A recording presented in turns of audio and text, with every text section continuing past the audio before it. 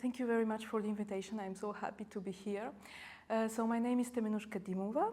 I'm an art historian. I did all my studies in France, and I also worked there in a museum of fine arts in Montpellier. And now I arrived here in Vienna to do a postdoctoral project dedicated to the perception of artworks in a very unique laboratory, which is focused on experimental art history. This is quite exceptional in our field, so that's why I came here. And I'm very happy to conduct this project. Very interesting. Could you tell us a bit more about your study? What's the aim, the purpose of the study? What's the origin? How did you get the idea of doing research in this area? Mm-hmm. So in the Lab for Cognitive Research in Art History, the CREA lab where I work, we are very interested to know how people perceive art, how they look at paintings when they go in the museums, where they start, how long they stay in front of each artwork, if they follow the composition, and if all the rules that we know from art theory are actually working for the human gaze, or not exactly. So this is something that we know well from theory. For centuries, painters and theoreticians imagined how people look at art, but they never verified that with scientific tools. So today we are lucky to have eye trackers. These are small infrared cameras that record the movement of the pupil. So we can see exactly how the eyes go through the surface of the painting, how they penetrate the depth, how they look at the whole story. And that's very, very interesting for us. And so we discovered that the perception of art doesn't depend only from the paintings, but also from the people, from their background, from their culture, their visual habits, and the conditions in which they will get into contact with these artworks. So that's why we try to compare different cultures and see how it changes, how people with different background will interpret and also look at the paintings. And that was my idea. To come here and compare specific visual cultures that know something about gestures, because I am specialized in the study of gestures. This was my PhD. I analyzed the codified pictorial, so to speak, sign language from the 16th, 17th century in all the European pictorial heritage. And so, yeah, I study what the hands mean in painting and how the characters communicate with the hands because they cannot speak. And that's why I'm very interested in the deaf culture, because deaf people also communicate with gestures. And so there are many common points, but these two worlds never really communicate, and art historians don't know almost nothing about sign language. It's not something, you know, very, very common in our research. So I wanted to connect these two communities. Wonderful, that's very interesting on how to connect these two worlds. And is there something you want to share about connecting different research areas with the deaf community, the deaf culture? Why is it important to conduct this area in research? Yeah, so what we are doing in this particular project, we don't compare, I want to say, deaf with hearing. We compare signers with a specific visual culture with students in art history that also have a specific visual culture because they are used to look at paintings. So these two groups have something more than ordinary lay people that go into a museum. We have also a third control group of ordinary people. And we thought maybe art history students will understand better the paintings because of their education, and deaf people will also understand somehow better because of their sensitivity to hands and visual information. So these three groups are the heart of the comparison between these three groups is the heart of our project. And I think it's very important for the whole research in art history to show that it's not only art historical education that helps us to understand or penetrate visual artworks, but also some linguistic cultures based on visual languages, like the sign language, the one of the signers. So that's why it's very important.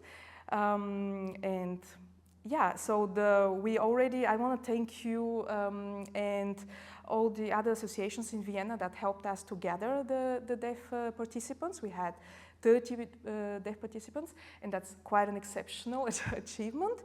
And we are now analyzing the data. We are not yet finished with that, so maybe next year we will be able to publish, and I will tell you.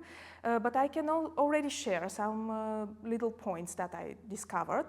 So our hypotheses were confirmed.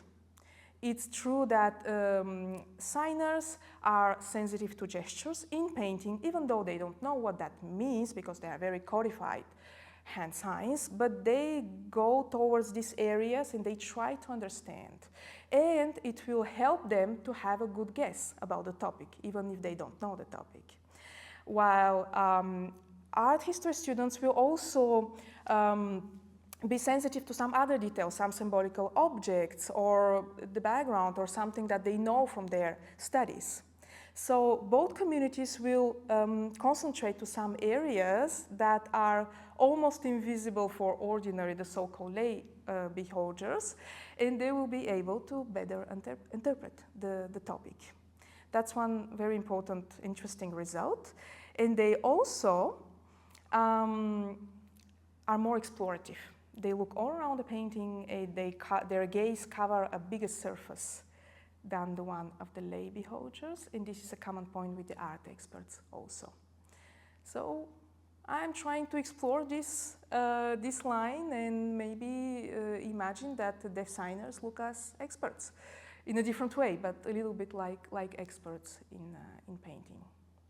Very interesting, the relations that you just explained. Is there maybe, would you like to explore something else in the future in this specific research area? Maybe deaf artists or deaf people with educational background in arts and culture. Is there maybe something in the pipeline for the future? Definitely, this is a huge field, so it's totally unexplored, and I definitely want to continue, especially with deaf experts, because when we presented this project to some colleagues, the first reactions were, okay, you have lay hearing, you have expert hearing, and you have only lay deaf people, but you don't have expert deaf people, so it's a little bit, but it's it must be international, because in order to gather a sufficient amount of people, of experts, you need to go to the international community, rather. So I definitely want to do that. Regarding the education in art for deaf communities, I think it's quite well developed in contemporary art, in practicing arts also, but not enough in Asian art history. This is what I wanted to introduce, actually, to attract the attention of deaf future students to history and pictorial heritage, and to tell them that they shouldn't be scared of this field, because they have very natural abilities and advantages to go through this area. So I definitely would like to continue both with research, but also with communicating this possibility to the communities here in France, where I maybe go back, and everywhere. Very interesting, also very big potential here. That leads us to our last question.